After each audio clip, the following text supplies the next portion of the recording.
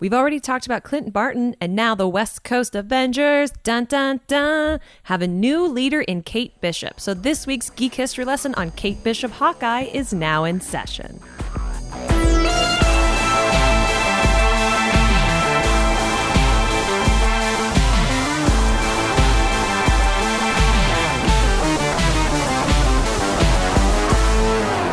Hello and welcome to Geek History Lesson. I'm Ashley Victoria Robinson. And I'm Jason the Quiverous Purple Inman. Welcome to your Mind University, because Geek History Lesson is the podcast where we take one character or idea from pop culture and then we teach you about it in about an hour.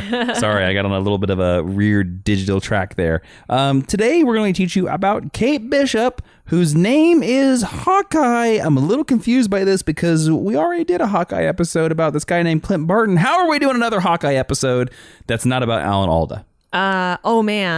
If you were a fan of our Mad About MASH podcast and you would like to hear an Alan Alda episode, please request it. What are you talking about? I have no idea. There you go. Today we're talking about Kate Bishop, who, because she's about to jump into a brand new series called West Coast Avengers, dun dun dun, which is a long recurring joke on this podcast. Was it our 200th episode? Did we do West Coast Avengers? 100th episode was the West Coast Avengers, but the joke had been we just kept running into the West Coast Avengers, and now we're running into another West Coast Avenger. I actually want to say that it began with the original Hawkeye episode. It might have. Yeah, sure. I don't know. Someone tell us. Someone will know. Yeah. But that's what we're talking about, right? Yeah, that's exactly right. Did anybody request this episode? Nobody requested this episode, sadly, but I will tease everyone. You definitely are going to want to stick around for our discussion portion of this episode, because the one, the only Kelly Thompson, who is writing the West Coast Avengers and who wrote the Kate Bishop Hawkeye solo series, is joining us, actually returning guest from our Gem and the Holograms episode. Yes, she's lovely. She's delightful. She's a great writer, and she's actually writes West Coast Avengers. Down, down, down. So please stick around for the discussion portion of the episode. God, I wonder if we can convince her to put that into canon. Well, we should ask her. We should ask her to put that in, like, just in one balloon. Like, somebody just sings it. Dun, dun, dun. Man. It would be amazing. It would be amazing. And then all us Mind University listeners, we would know that we affected comic books. That'd be God, great. I would weep. One of the characters we're talking about, we affected them. Yeah, I'll send her an email. We'll see what she says. Sure, cool. So why don't we dive right in? Let's get right into the 10-cent origin. That's right. The 10-cent origin is the beginning section of this podcast where we teach you the Cliff Notes version of everything you need to know about this character in case you end up at a West Coast party and you're talking about the West Coast Avengers, specifically Kate Bishop. Oh man, how cool would that be? Catherine Kate Bishop, fun fact, second character in a row named Kate that we're talking about on the show. Oh, cool. AKA Hawkeye, AKA Hawkette, AKA Lady Hawkeye, AKA Hawkeye Girl, is a Marvel Comics character created by Alan Heinberg and Jim Chung, who first appeared in Young Avengers #1 in April of 2005. Sorry to interrupt you. Okay, I just want to throw this in everybody's head. Alan Heinberg did start out Young Avengers. Wrote the Wonder Woman movie that everyone loves. Also, just a humble brag, Jim Chung, friend of Ashley and Jason, which is very cool. Well, I wasn't going to go that far. I was. Her first appearance was in Young Avengers #1, April 2005, and her team affiliations have been with Hawkeye Clint Barton, Young Avengers, West Coast Avengers. She's got pretty limited teams.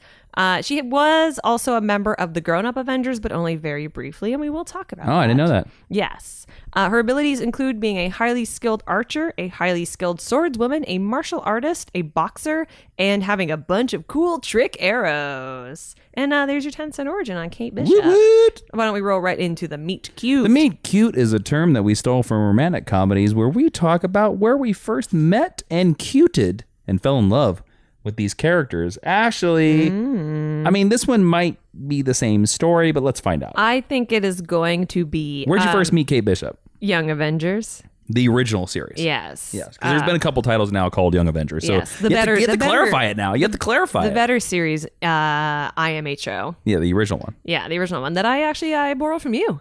Yes, that's true. So that's it. I'm assuming it's the same for you. Yes, it is. No, it was a dark street corner. Deep in the Panorama Valley. Next. The Panorama Valley? Yeah. It's a very specific reference. On the West Coast. Yeah. Where the West Coast Avengers exist. No, it was Young Avengers. I actually, to be honest with you, I'm going to say this right now. I'm surprised that Kate Bishop, Hawkeye, has lasted this long because she is kind of a redundant character, especially since they've never renamed her. She's just always been Hawkeye. I'm going to say, though, I sort of love that about her. Okay. I love that she took on this mantle. I mean, I like her as a character. I'm just saying, like, I'm very surprised they haven't killed her off. I think you're right. But I think that's kind of what's fascinating about her. And I do think that by the time we get to a post-Fraction Hawkeye era, I definitely think she transcends being a supporting character. Cool.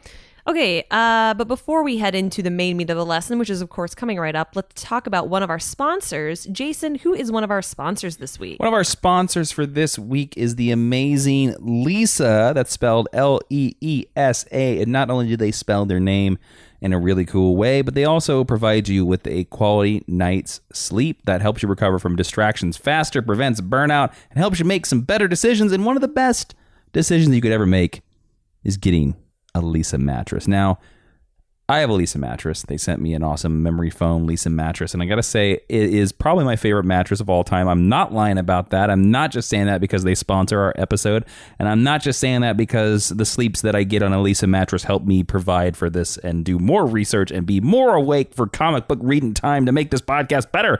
But I'm saying it because, it's actually a really good mattress. Yeah. And I love it because Leesa's mission is to provide a better night's sleep for everybody. Through their 1 to 10 program, they donate 1 mattress for every 10 they sell. That's more than 26,000 mattresses and counting. So they donate their mattresses, not just to podcast hosts like me, but to people that need it and people that deserve it. So Leesa has a pretty awesome summer deal. You can get $130 off a Leesa mattress at leesa.com/geek history. That's LEESA.com/geek history. And if you see a promo code or a promo area, just throw geek history in there. Throw it in there twice. Throw it in there 3 more times to make sure you get all those discounts over at Leesa Mattress. We thank Leesa Mattress for sponsoring this podcast. And, we just want you to know about it. Yeah. There you go. All right, Jason, where do we go to next? History 101, the main meat of the lesson. Yes. Right. So let's dive into Kate Bishop. She is a socialite, which means that she's rich. Her parents, Derek and Eleanor Bishop, had their first child, Susan, and then a younger daughter, Kate. They were both born and raised in Manhattan. Shocking for a Marvel Comics character. Oh, dear Lord. Yeah, Marvel character that grew up in New York City. Can you imagine? New York City. Derek Bishop was an emotionally distant father, but Kate admired him. Aren't they all? No, I'm joking. I'm joking. Not mine.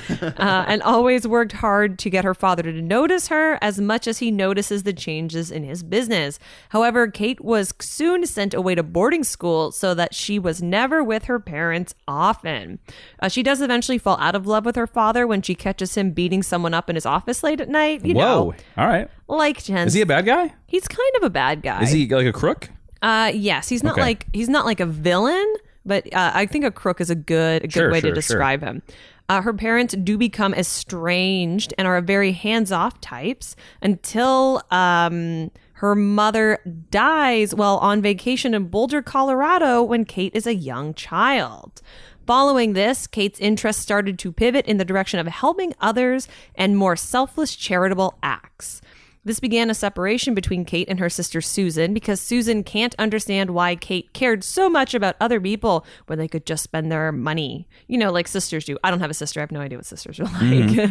With friendly but distant relationships with all of her family members, Kate learned to become very self-sufficient and self-reliant from an early age, which is kind of a common superhero vigilante type trope.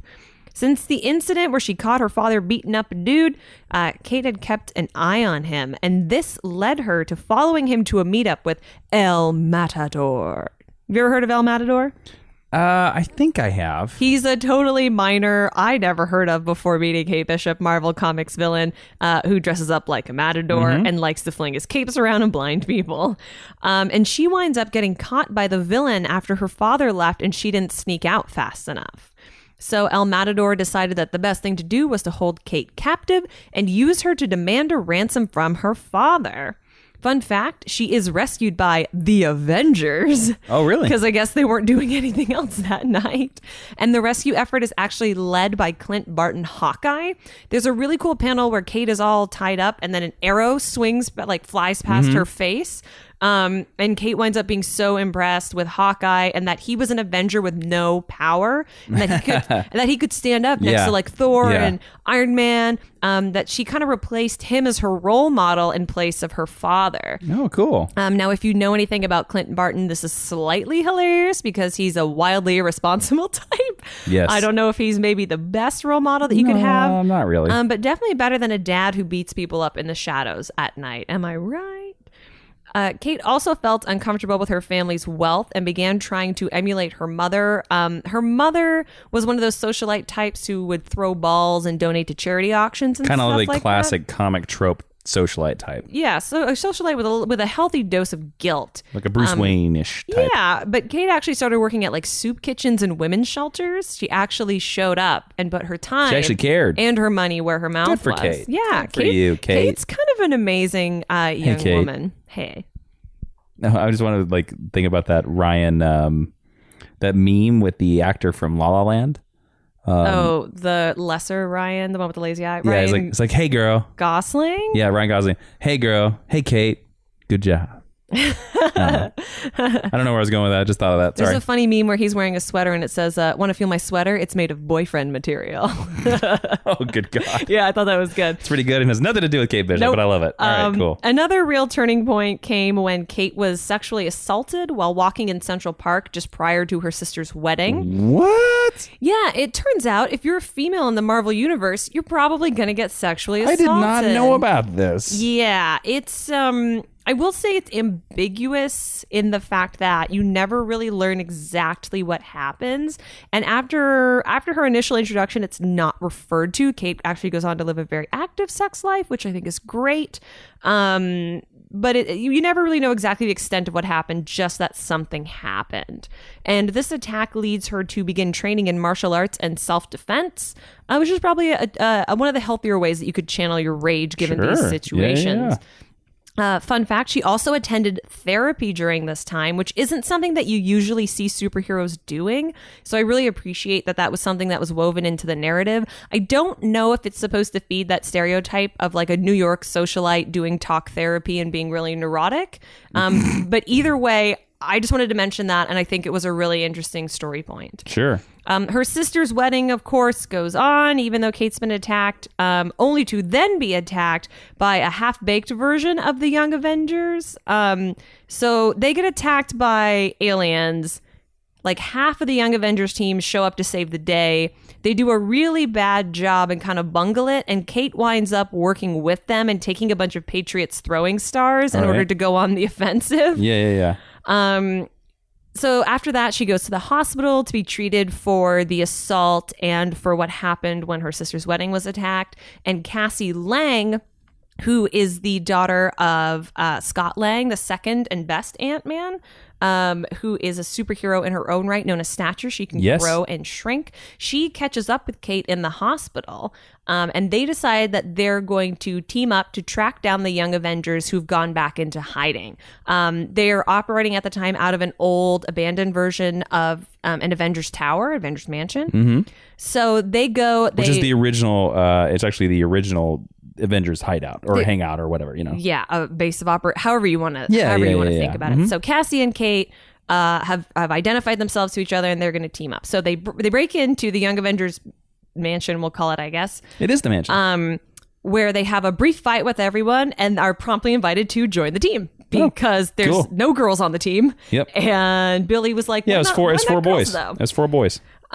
Kate makes a costume for herself out of a bunch of stuff that belonged to other heroes, which I actually think is really cool. She uses Mockingbird's battle staves and mask, Swordsman's sword, Black Widow's belt, and Hawkeye's bow to complete her first mission and her first think costume. She just grabbed it from it was just laying around the mansion. They were just weird that like at this time in the Marvel Universe, the mansion was blown open because of Avengers Disassembled. Mm-hmm. And a bunch of them are actually Skrulls. And the Avengers just left that there? Yeah, it's a little It's because their mansion's near Central Park. Come on now. It's in Central Park, I believe, or it borders Central Park. It borders Central Park, I think. I think actually this is wildly irresponsible move on Jarvis's behalf that he just left all of these valuable resources. Yeah, Jarvis. All right, we gotta talk. We gotta talk, Jarvis. We gotta talk. But I think it's cool because I like that Kate makes herself over. Her first costume is an homage, and then she eventually gets to a point where she grows beyond that and kind of forms an identity of her own. So Kate and Cassie are made permanent members of the team after the Young Avengers are attacked by Kang the Conqueror, because they were only kind of like adjunct members. Yep. And they were instrumental in taking him down.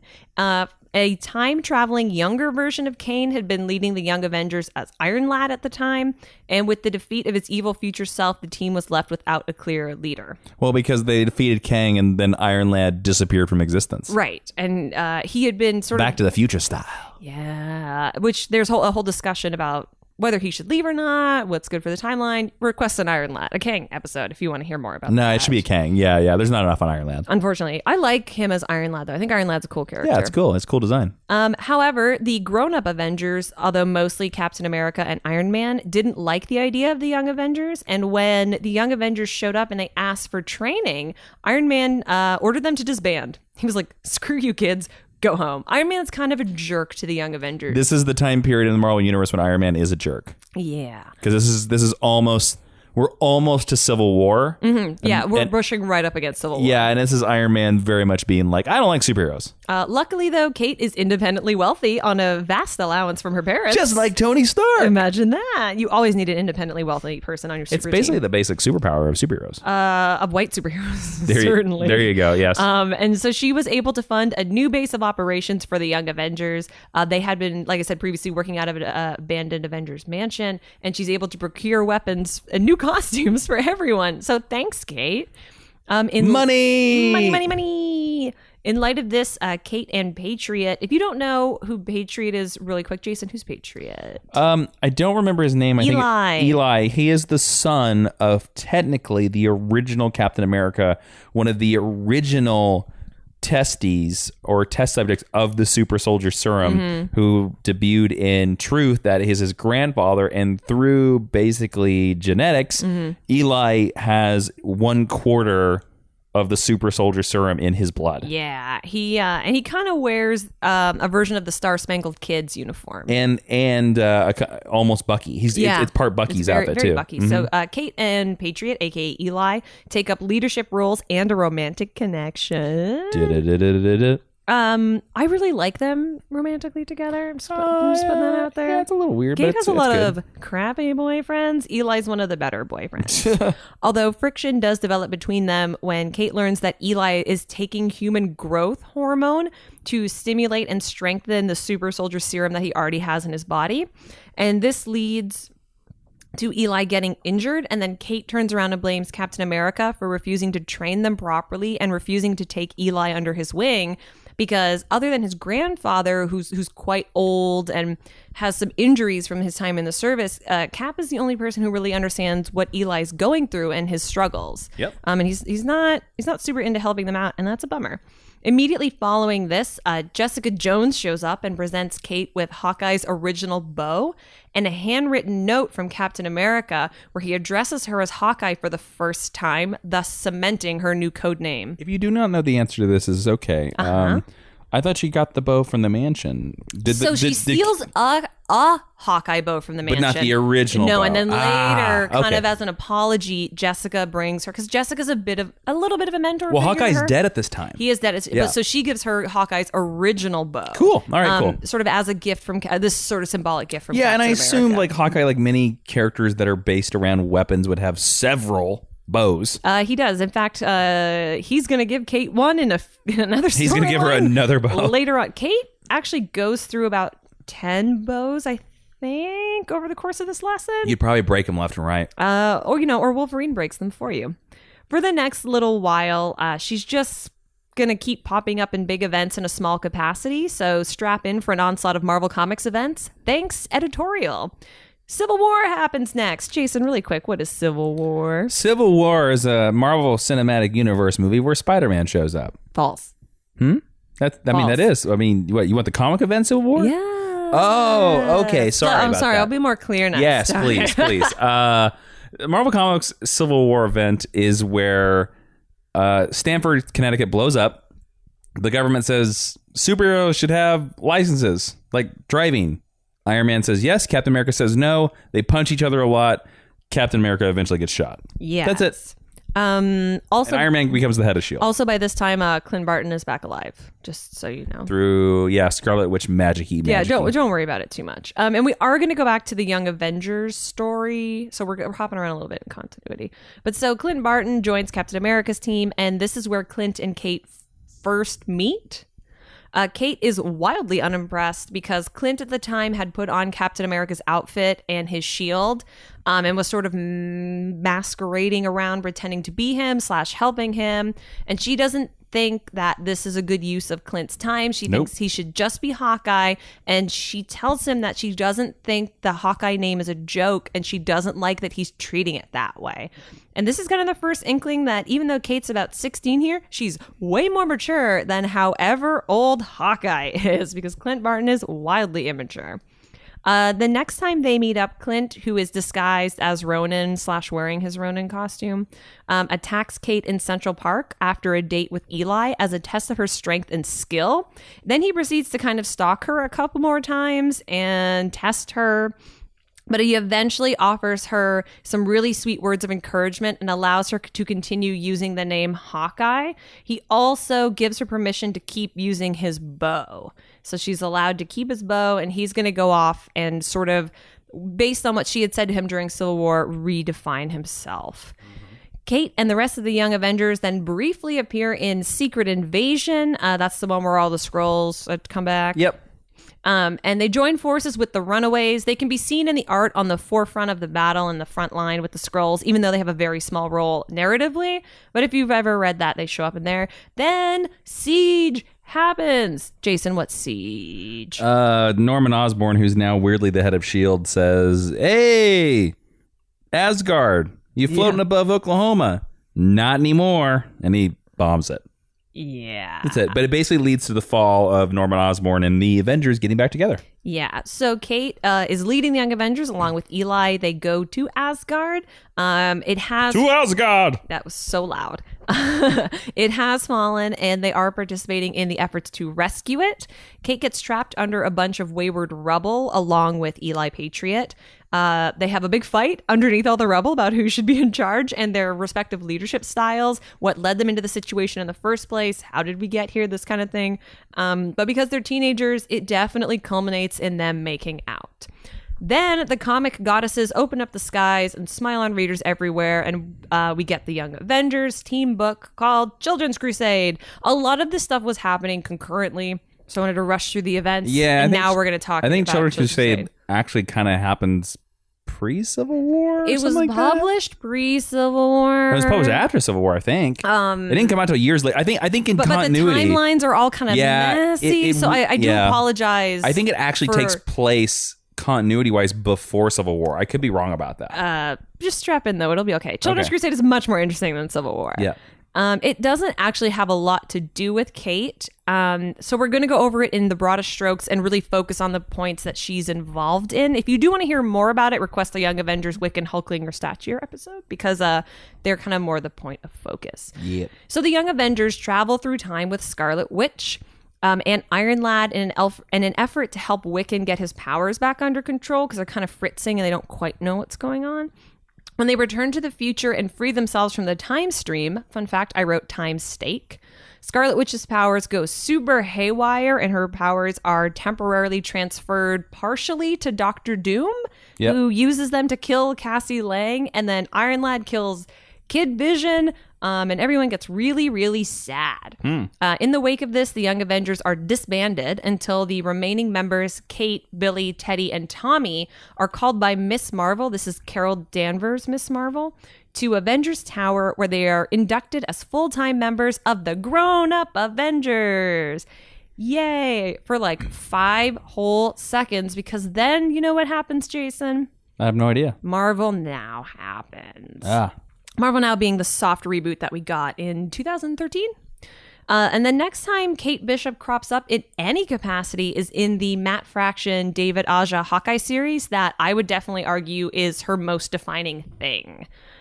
Clint Barton, who you may remember as being the original Hawkeye, moves to Brooklyn, and he wants to focus his efforts as a vigilante on that neighborhood, on more street-level things, on how he can help the little guy, because we have Thor, we have Iron Man to worry about the big guy. So he wants to help the little guy. So he invites Kate to be his partner, once realizing that he does need some help. He can't just do it on his own with Lucky by his side. Lucky's his dog.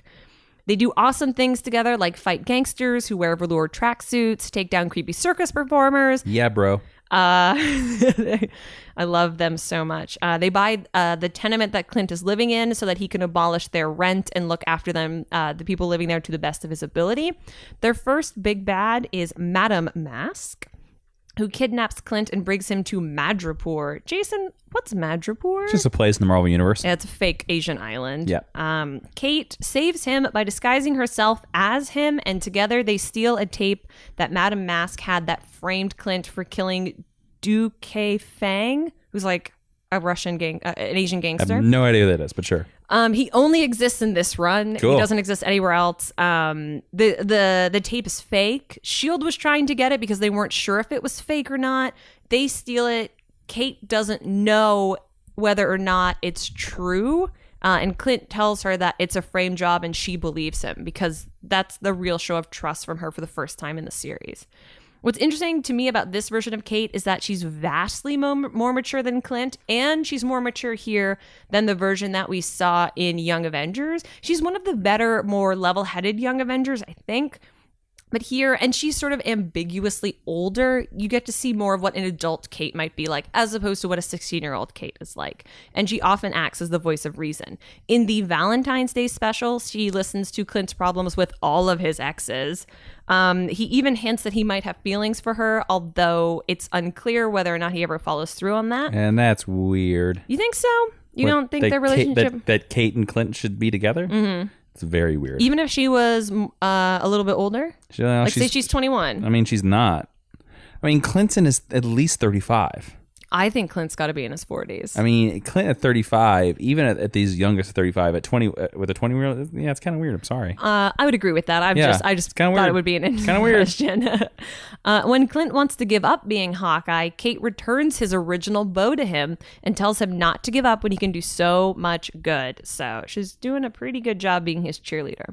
She doesn't get into a ton of trouble in the Marvel Now Young Avengers series until...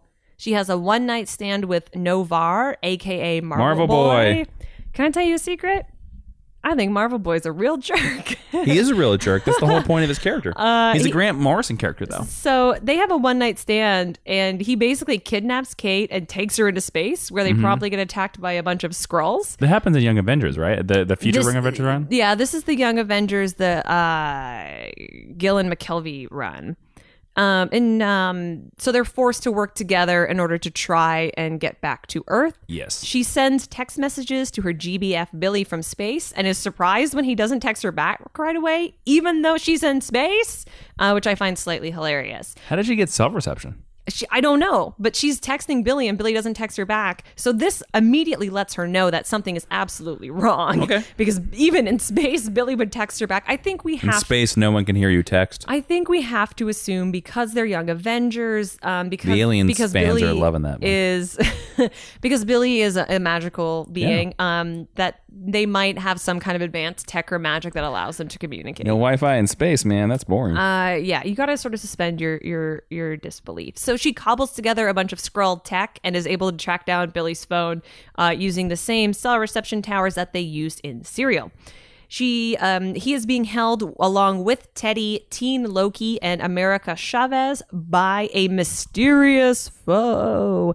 Now, Jason, I don't know if you know who the mysterious foe is, but that's kind of their official name. They're a shape-shifting alien that in this arc was disguised as Mrs. Altman, aka Teddy's human mom, that's Hulkling's mom. And more of their species show up disguised as more of the Young Avengers' parents. And Kate discovers a Kree composite soul bow on Novar's ship. and they use that in order to escape and destroy the evil parents. Have you ever heard of the Kree composite soul bow? Nope.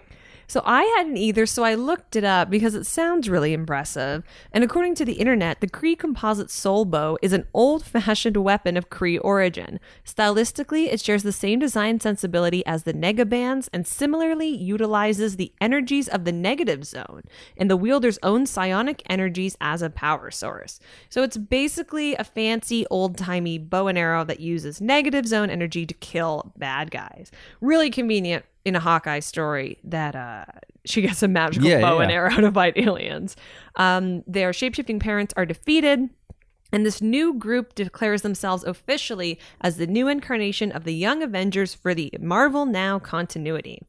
They then spend a lot of time chasing speed through the multiverse, and Kate mostly doesn't like adventuring in this cosmic scale. Kate and Novar start dating during this time as well.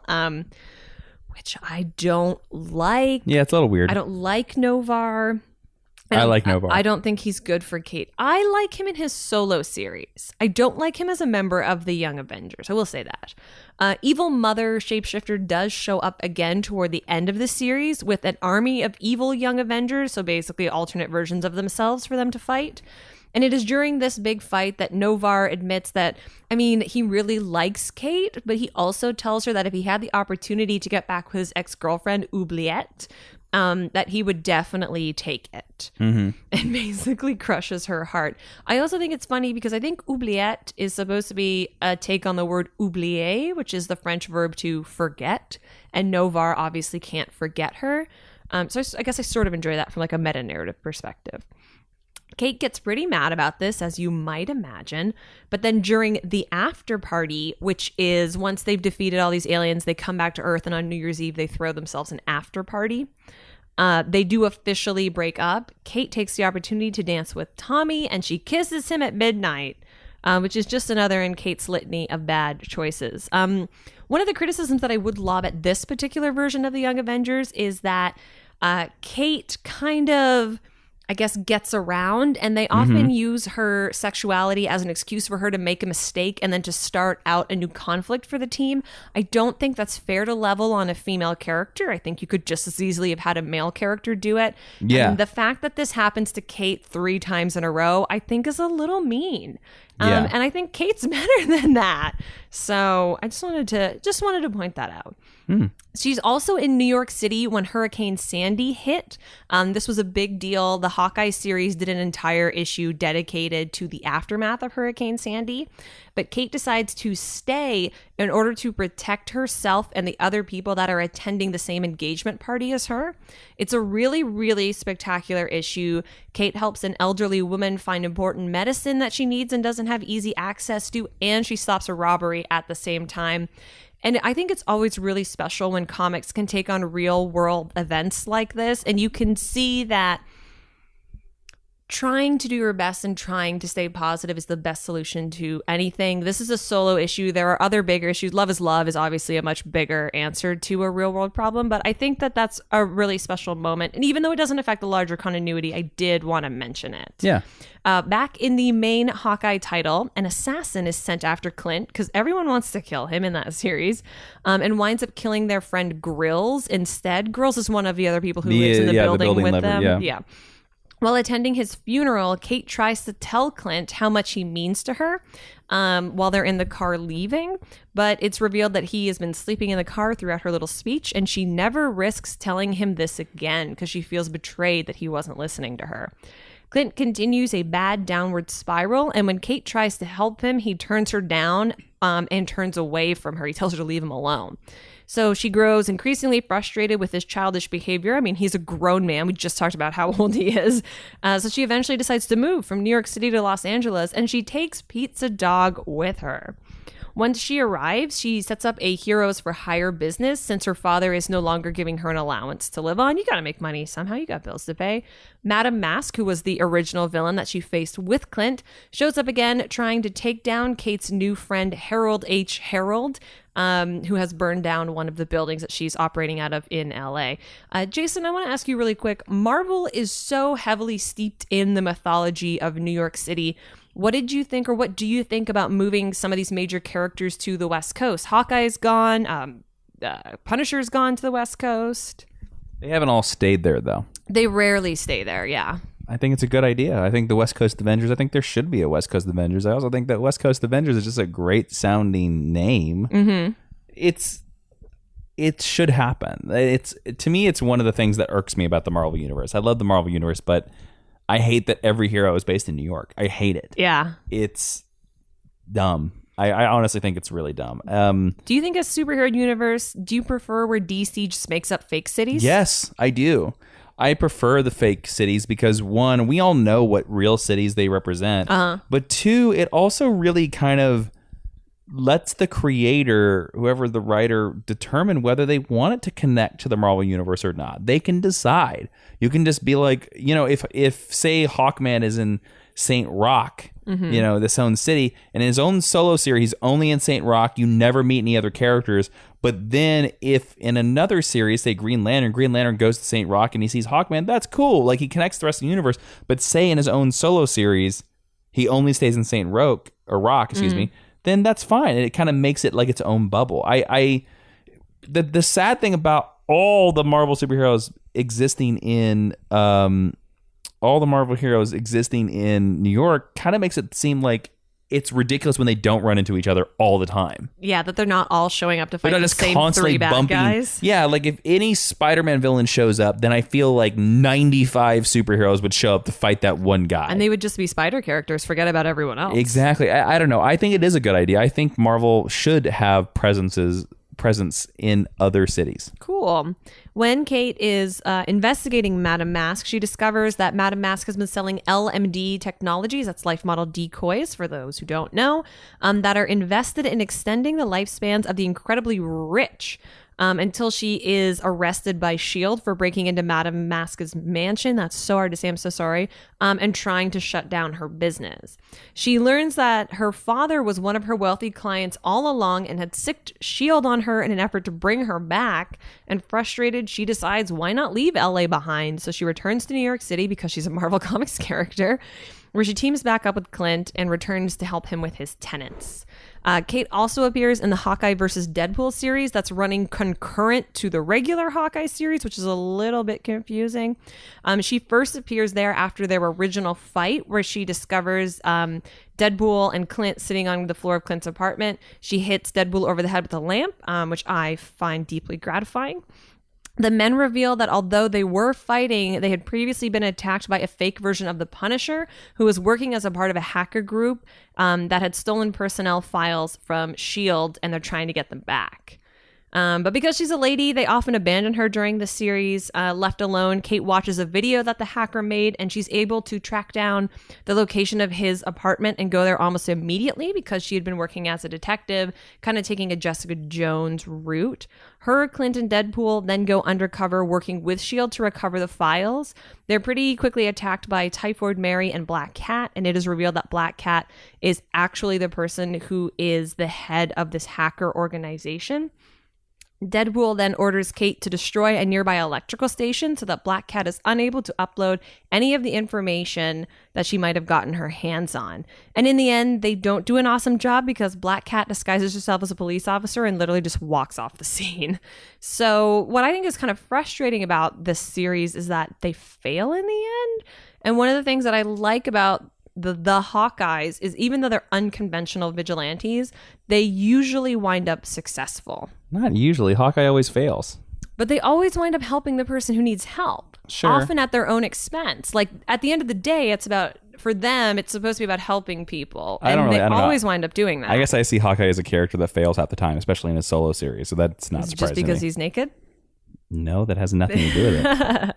Following this, Kate and Clint work with S.H.I.E.L.D. again to infiltrate a Hydra base in Antarctica, where Maria Hill had informed them, quote, dangerous weapons were being held. These weapons are revealed to be horribly deformed children that make up something called Project Commune, and they have insane powers. This is the Jeff Lemire series. Yes, it is. This is the first arc of the Jeff Lemire series. It's a really great series that I think didn't get enough respect in the wake of the Fraction run. Agreed. After bringing them back to the helicarrier, Kate is consumed with an overwhelming sense of dread and convinces Clint to help her rescue the children from S.H.I.E.L.D. Working together, they steal a flying car, rescue the kids, and bring them back to Clint's apartment, where Hydra immediately tries to steal them back, which causes the children to unleash their powers and kill all of the agents. Clint convinces Kate that they've gone too far, that they can't control the kids, and they eventually do turn them back over to S.H.I.E.L.D.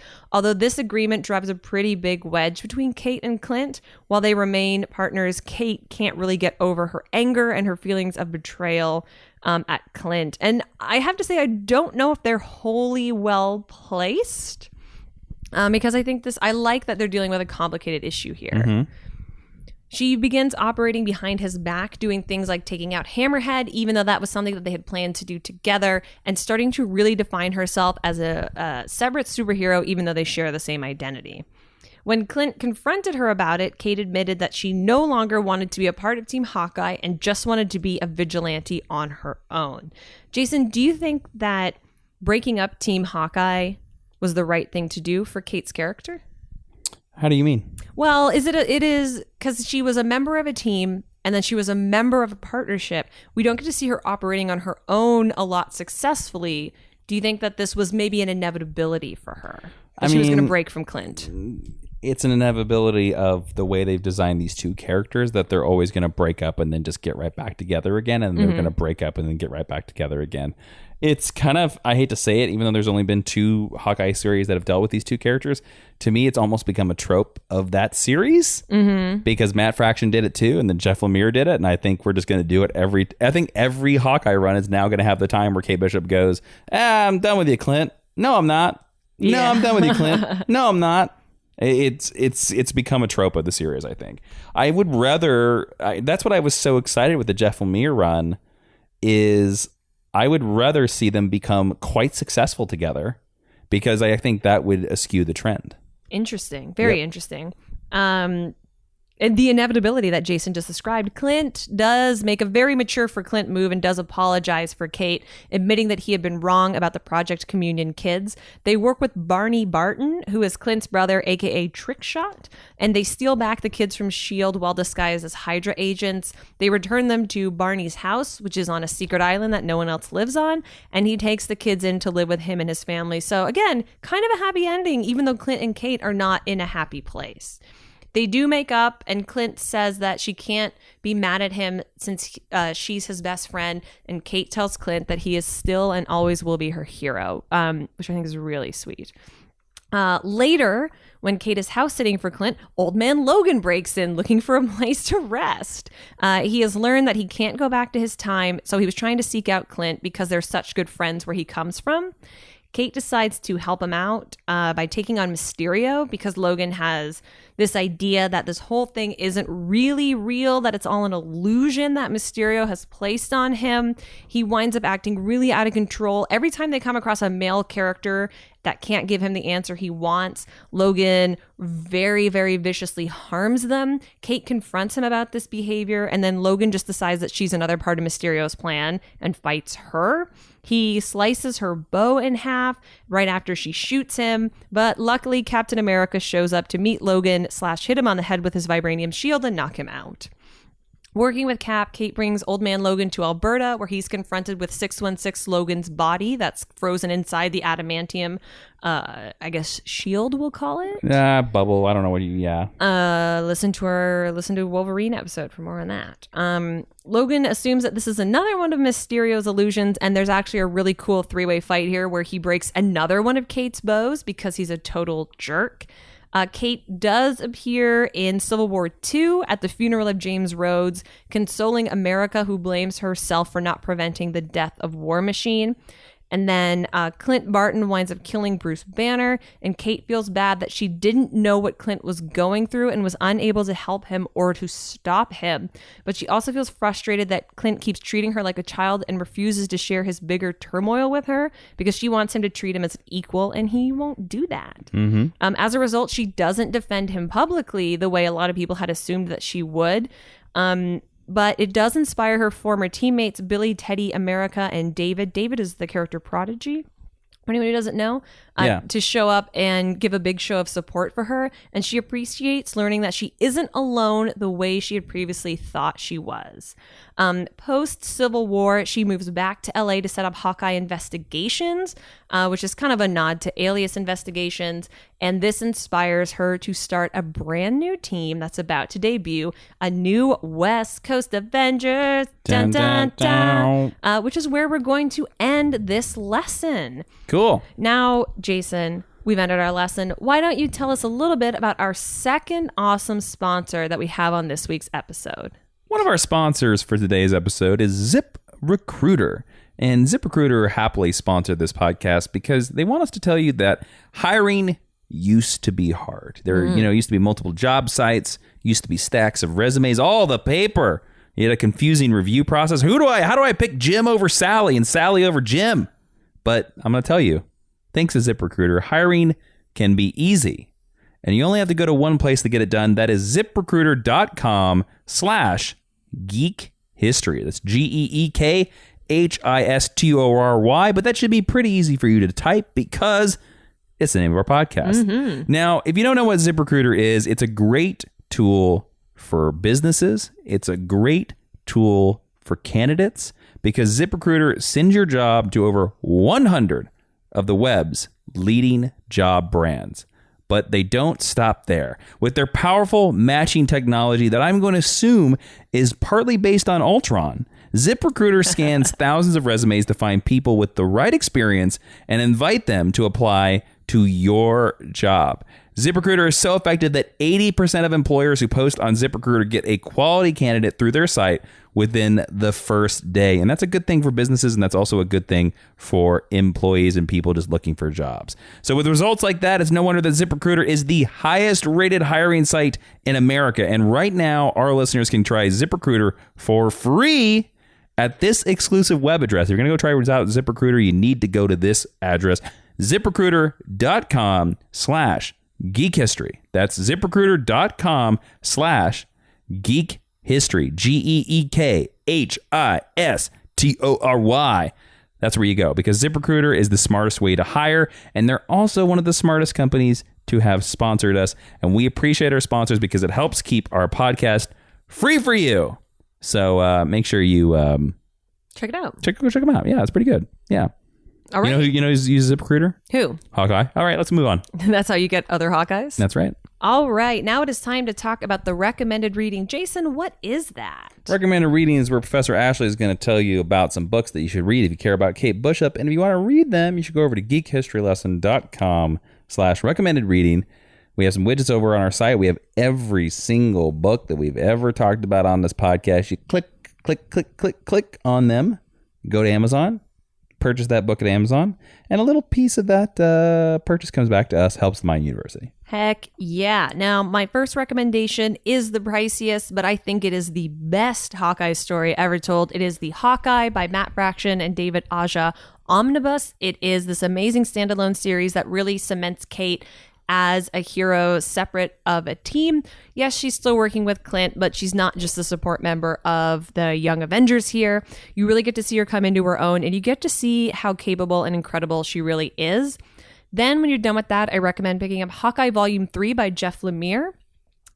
It's called Hawkeye Volume 3. It's the first volume of the Jeff Lemire story. They call it Volume 3 because it follows the 2 volumes of Hawkeye by Matt Fraction. Yes. This is where we see her and Clint start to get the wedge driven between them. They're working on Project Commune. And you get to see some vastly different art and storytelling tropes here than you saw previously. I'm going to say it, and everybody's going to hate. I like that volume better than the Matt Fraction run. That's a totally valid opinion to have. Kate does get a weird costume update where she has holes in her hips for this. Yeah, book, it's a little though. weird. Not that practical, but still. And then I want to round it out by recommending Hawkeye Kate Bishop Volume 1 Anchor Points. This is Kate Bishop Hawkeye's first solo series, written by Kelly Thompson. She's in LA. She's doing her investigative thing. It's a really, really cool story. It's amazing to see her come into her own for the first time. And recommending this leads us right into our discussion with the writer of this series, Kelly Thompson. She's been on this series before to talk about Gem. She rebooted that incredible comic book series. You know her from A-Force. You know her from Mr. and Mrs. X. and she's writing the new West Coast Avengers book coming to stores everywhere. Hi, Kelly. Thank you so much for joining us on Geek History Lesson. Thanks for having me, Ashley. One of our few returning guests, so it's very exciting. I like that. I like how that sounds. So since we're here talking about Kate Bishop this week, I want to ask a really, really obvious question. How did you get the job writing Hawkeye? It was actually a sort of a really long, weird process to that where comics. Yeah, it was really the first thing I was trying to get my foot in the door with. I mean, I was doing other things as well, but I'd interviewed a few people and had built some sort of relationships at Marvel. I'd interviewed them mostly for my podcast that I used to run and also for a couple print interviews. And so I ended up with Janine Schaefer, who used to work there. I had been developing what I was calling Hawkeye investigations because I didn't assume anyone was going to let me do a Kate Bishop book called Hawkeye. And so I'd been working on that for like a year off and on, and I finally got that in front of her. And then she eventually put it in front of, and I'm not actually sure the order of how it happened. I'm not sure if Sana saw the pitch before I ended up getting recommended to co-write with Kelly Sue DeConnick on Captain Marvel and the Carol Corps. Like, I'm not sure which happened first. It's sort of a chicken or the egg thing, but in the process of working on that co-write and working with Sana, she brought up the Hawkeye pitch and she really liked it, and maybe there was a space for it, and let's talk about it more. And but it was almost a year then after that before we really started talking about it. And in fact, one of the reasons it came up because I was working on A-Force and I was trying to develop a new arc for A-Force, and I thought, well, if this Hawkeye investigations pitch isn't ever going to go through, maybe I should steal from it and put this stuff in A-Force. And so I emailed Sana. I was like, hey, is that thing dead? Or what do we think? And she's like, actually, I was just going to email you this week. I want to get started on it. So it took a long time, but really worth it. It was a real dream come true of a book for me. Nice. And I'm so glad that you mentioned Sana because I think she's such a phenomenal editor and force at Marvel. And I know she's responsible for bringing a lot of really cool new female characters to the forefront. So just a quick shout out to her. I love her. I mean, I think she is a really tremendous editor. I sort of have gone on and on about what I think of her in that regard. I really trust her. My boyfriend, whenever I'm complaining about edits or something, he's like, did you ask Sana? And I'm like, she doesn't edit this. I can't bother her with every little thing. But she's also just literally one of the greatest human beings, too, in addition. So she's incredible. Nice. Now, let's get a little more into the Kate Bishop of it all. What do you think sets her apart from Clint Barton? Because when characters are legacy characters, it's really easy to paint them with the same brush that you paint their predecessor with.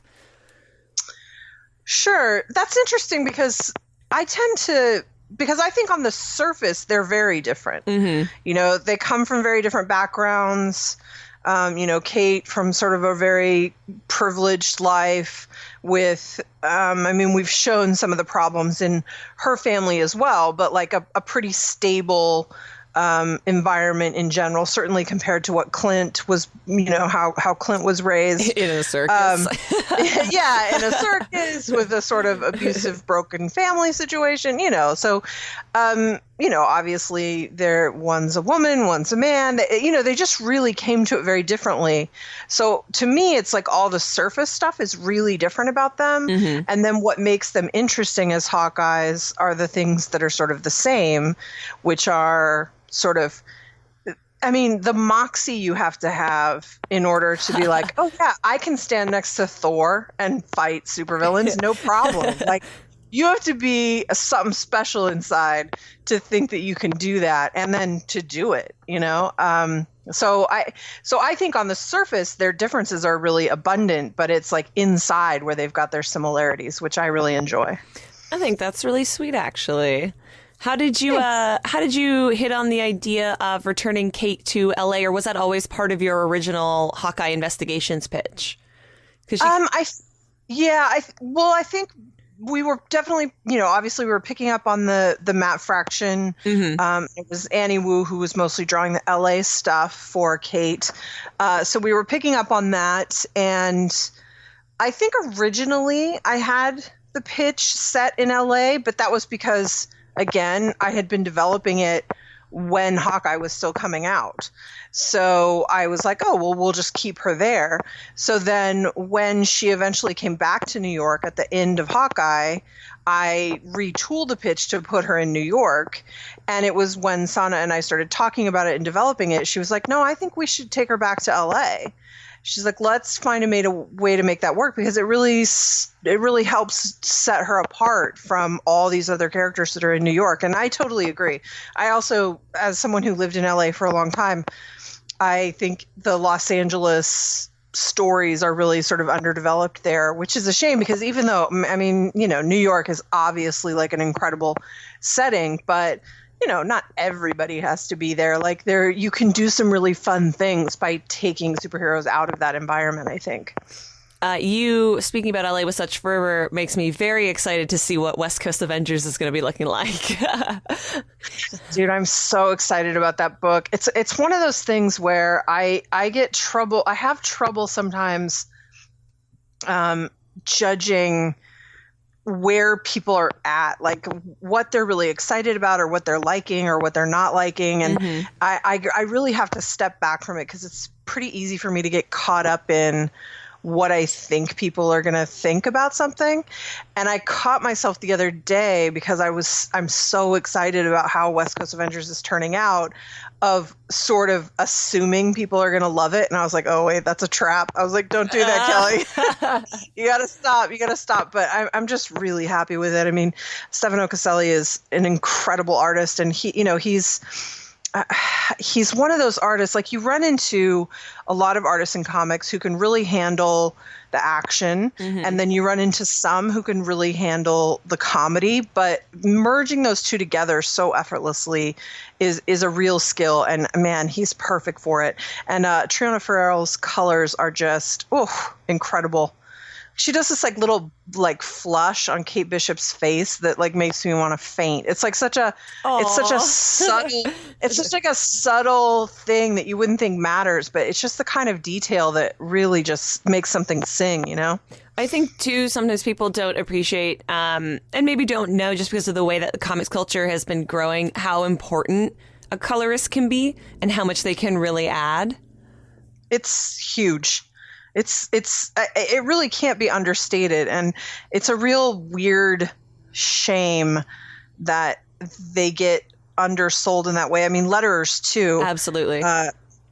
It takes a village to make a great comic, and it's one of the it's so important. And I've been really fortunate for the most part that I've had really great teams, and Hawkeye was definitely an example of sort of a perfect team. I mean, that book, even though we were in development for a long time, that book was really easy to do. I mean, I don't want to make it sound like it was easy. It's always hard, but it really, the team was working in really great sync. And I feel like I'll sort of always be chasing that experience of everyone being just like really in sync.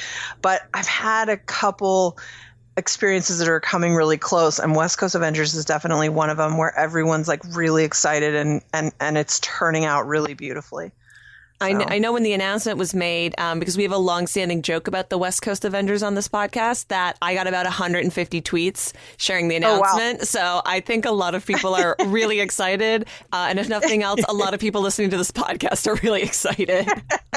Well, that's good. That's good. I mean, your own Twitter can obviously be a sort of an echo chamber of approval or disapproval, I suppose, but usually the people in my Twitter are, really supportive and really wonderful. And the response to it was incredible. I know there are critics and complainers too, but that always happens with these things. And certainly when you're sort of, I don't want to say rebooting, but bringing back a property that's sort of lain fallow for a long time, there are people who are really attached to the old version of that. But I mean, it's like, it's been 20 plus years since we've had a West Coast Avengers book. And it's, I understand people want to just see that all over again, but I think this is a little more interesting to try it with some new characters. And, the good news is it doesn't do anything to harm all those old books that we love. So what a concept.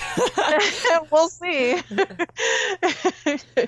We're having a lot of fun. I know that. Nice. You kind of alluded to this a little earlier, and I wanted to circle back. And if with your pitch always having been a Hawkeye investigations kind of thing, can you talk about striking the balance between Kate as an investigator and Kate as a superhero, especially with West Coast Avengers, which I'm assuming is going to lean a little more superhero? Yeah, it's definitely going to lean more superhero. I mean, I think the funny thing is one of the great surprises of West Coast Avengers sort of turning out so great. Like I just proofed the final proof last week, and I was like, man, I love this book. And I was like, why am I surprised by that?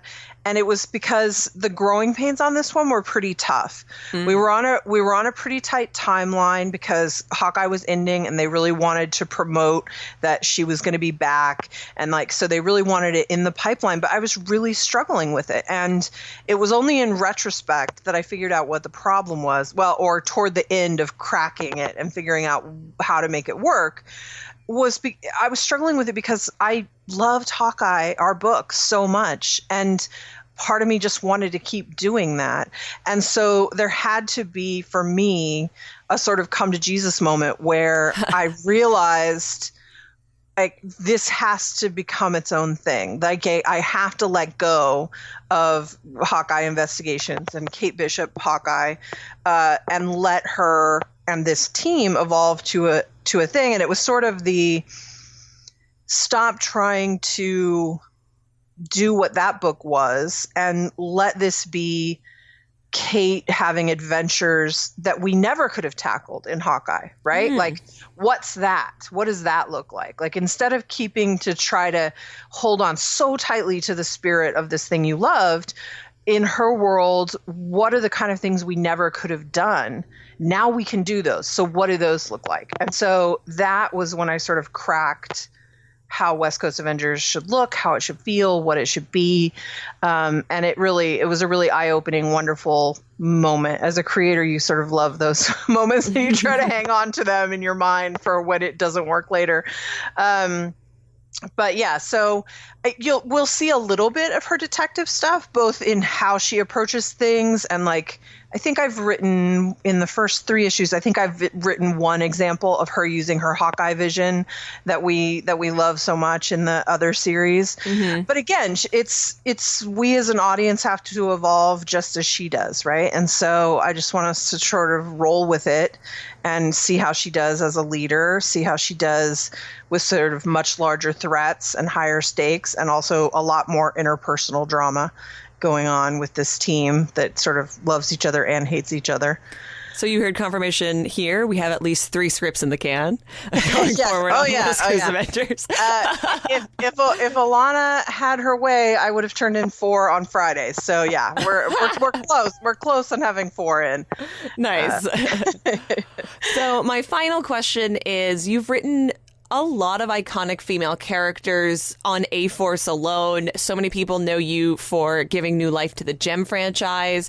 When you were piecing together what your version of Kate was going to be, did you pull inspiration from any of these characters that you'd written in the past? I think, all of these characters have to find their own voice, and some part of that voice is me in there, right? So certainly it wasn't. Is she you? No, I wish I was Kate Bishop. I mean, maybe not so bruised, but other than that, yeah.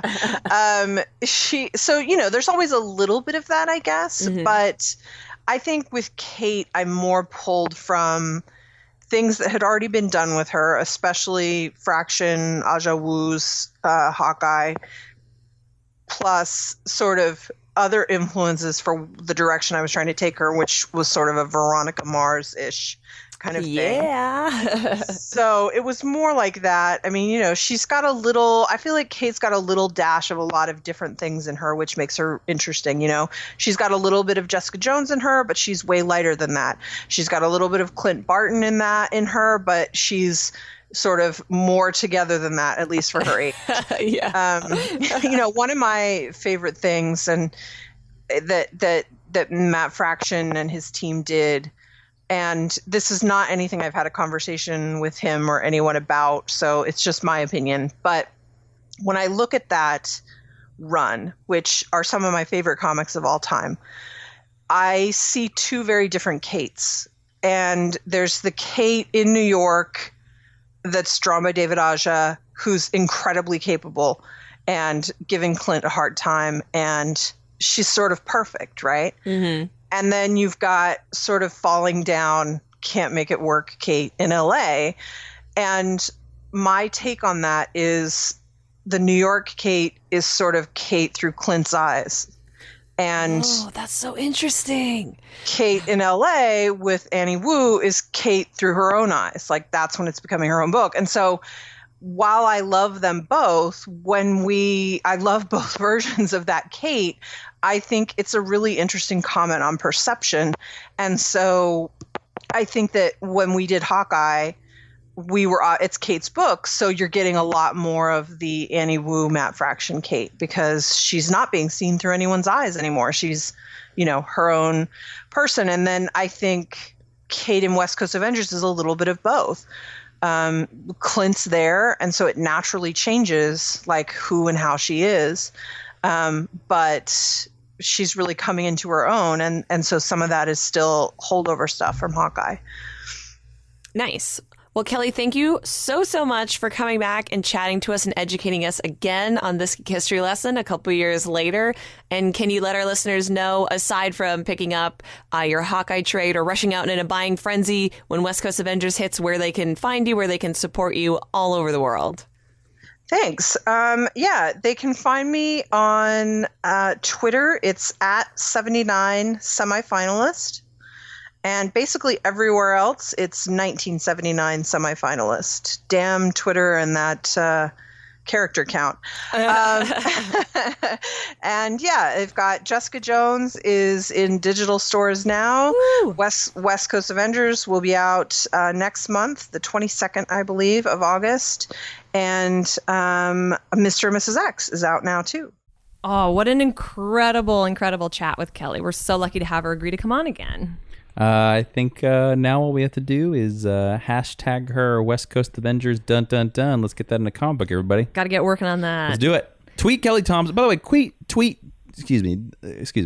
tweet Kelly Thompson and tell her how much you enjoyed her on the show. Just let's blow up her Twitter. When you hear this episode, go tag her on Twitter. She said her Twitter in the discussion. At 79 semifinalist. At 79 semifinalist. And tell her how much you enjoyed her being on the podcast, because we really appreciated her taking her busy time out of the West Coast Avengers and, coming to talk about West Coast Avengers. And I do want to say that if you enjoyed listening to her, we do have a full Secret Origin of Kelly Thompson in Comics discussion coming to our Patreon at patreon.com/Jawiin in our Geek History Lesson Extra segment. So wait. Hold on a second. You're telling me that you have like 10 more minutes with Kelly Thompson, but I think we have closer to 17 more minutes. 17 more minutes of Kelly Thompson telling you how she got into comic books and laying down some great advice about how you can break into comic books. That's too. Great. That's good stuff. I actually wrote some notes. Patreon.com/Jawiin. That's awesome. Yeah, and then also you're supporting us, so it's a win for you and a win for the Mind University. Sounds good to me.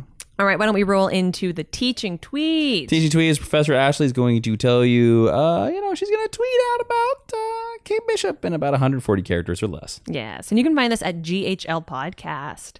Kate Bishop, the very best Hawkeye girl that Clint doesn't deserve, we don't deserve, but definitely deserves a shot at the big screen. Hashtag West Coast Avengers. Dun, dun, dun. A lot of deserves. Yeah, I was going for a little theme there. I see. I don't know if Kate Bishop has gotten everything that she deserves, but I really think she's a wonderful she is character. a rich lady. How much more does she deserve? She deserves a fabulous solo series. She deserves to be Hawkeye on the big screen. She deserves to have a man treat her right, or a woman. Who cares? All right, cool. Do we have any honor roll for this episode? We have 2 people joining the honor roll, the Geek History Lesson honor roll this week, and you can do that by going to iTunes/Apple Podcasts and leaving us a 5-star review. It doesn't matter what you write, but whatever you write is going to help us in the iTunes algorithm. First person joining the honor roll is Fumblefoot. Nice. Who said, I'm a very new comic reader. I'm 21 and just started right before a DC rebirth. Listening to this podcast, I always get to hear about books I probably wouldn't have found on my own, and I'm learning about so many new characters. I would love to hear a discussion episode about the DC New 52, because I'm sure there are other new readers/listeners like myself who don't know anything other than the New 52 and love to hear your opinions on why it's so unpopular. Thanks so much to Jason and Ashley for their fun and quirky lessons. I can't wait to hear what you guys do next. Ooh, thank you. So welcome, Fumblefoot, to the honor roll. And the next person is Green Lantern 89441, who says, this podcast allows me to catch up on all the history I don't have time to read. I would listen to anything these two talk about. Thanks for the nerd knowledge. Aww. So Green Lantern 899441 and Fumblefoot, welcome to the GHL honor roll. See some gold stars next to your name, and welcome to the Teacher's Lounge. You're going to get a key. A key. Yep. So go over there, subscribe to us on iTunes, subscribe to us on Spotify, subscribe to us, at the newsstand. If you're at the newsstand, go up to your newsstand guy, say like, hey, Geek History Lesson, where's it at? And he'll be like, that's a podcast, you idiot. And you're like, I don't care, give it to me. Wherever you can subscribe, go do that.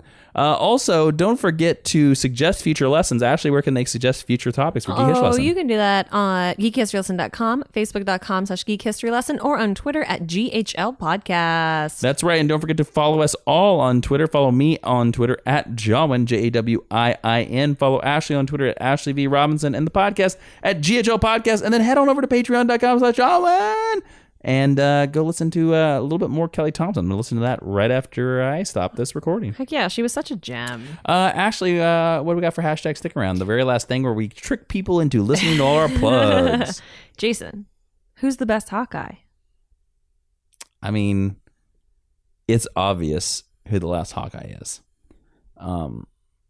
Natty Bumppo from Last of the Mohicans is the best Hawkeye of all time. Yeah? Better than Alan especially Alda? when portrayed by Daniel Day-Lewis in the movie Last of the Mohicans. The pathos and the journey and the character arc of said character is much more compelling than any other Hawkeye in history. If I was to give a second place to the best Hawkeye ever, I think I would have to go to Mr. Alan Alda. Mr. Hawkeye, is it Benjamin Pierce? Benjamin Franklin Hawkeye Pierce. Benjamin Franklin Pierce, doctor whose wit and saccharism and all the other made-up words help you survive the Korean War. Cool. Good answer. Who's your favorite Hawkeye? I know what you're going to say. I think Kate's probably my favorite Hawkeye. Yeah. She's really cool. Clint Barton's the best Hawkeye because he's Hawkeye. That's who he is. What's your favorite Hawkeye costume?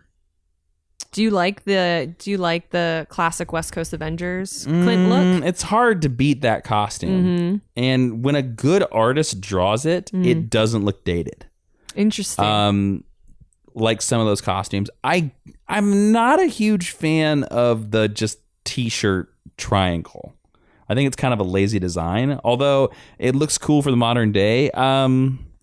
I to be honest with you, I think they did it for cosplayers. I'm going to be honest. I agree. I honestly think that they should do something that's a mix of the two.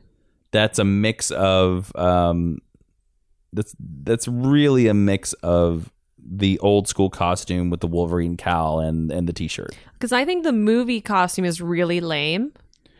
Which one? He's worn all of them. He's worn lame. he's worn a different costume in every movie. I don't know why they're insistent on making his highlights maroon instead of purple. I don't know if they think purple is like unmasculine. They did that because Ultimate Hawkeye's highlights are maroon. Okay, that's fair. And Avengers 1 is completely based on the Ultimates. You're right, but I think all the purple costumes are better. 100%. Personally, I actually think Kay has a better Hawkeye costume than Clint. The original one where her belly's out? No, I like the one where that has the weird holes in her hips. I do too. I just wish I don't even mind that there's circles there. I just wish they were filled in. Like, I don't know why you would want your hip bones, especially when you have a belt, sticking out. And then if your costume, I always assume that superhero costumes are tight. Yeah. So you're just like spilling out, and it's gonna be unflattering. Yep. It's kind of like the Catwoman costume with the cold shoulders. Oh, the current one. I don't understand the necessity of that. Yeah, it's weird. I like that though, and there's a cool action figure of her with that costume, but it comes in a 3-pack. Were you a Hawkeye? Of Kate. Oh, with the hips out costume? Yeah. Oh, cool. And I want it, but I don't want the other 2 action figures in the pack. Oh man, so those poor action figures are gonna go to the island of misfit toys. I've been. If anyone has an extra one, please send it to me at our PO box. It's Marvel Legends. Or I'm trying to buy one loose on eBay and I've had no luck. Oh really? Yeah. How much they the 3-pack is $60. Well, nobody has it separate? I haven't seen it loose anywhere. Oh Jesus! I check about every couple months. Oh man! Because I think the people who I think most of the people bought it for her. For Kate. I'm gonna be honest. Well, because it comes with Cap Falk and then Vision's Marvel, all different new and I have, Vision costume. I actually think the Falcon costume is pretty cool. Yeah, the Cap Falcon costume is pretty cool. I have a better Vision from a previous Marvel Legends set. And I'm like, $60. Like, I get it. You would buy them each for $24.99. It's probably a deal, but it's hard for me to drop $60 on a bunch of action figures all in one go. I get it. Even though I did it at Comic-Con. Don't judge me. All right, that's it. Thank you so much for listening to Geek History Lesson. I am Jason Arrowhead Inman. I am Ashley Victoria Robinson. And Professor Ashley, line up your shot, pull back your bow, feel the weight of the arrow, and close out this podcast with a bullseye. Class is now dismissed.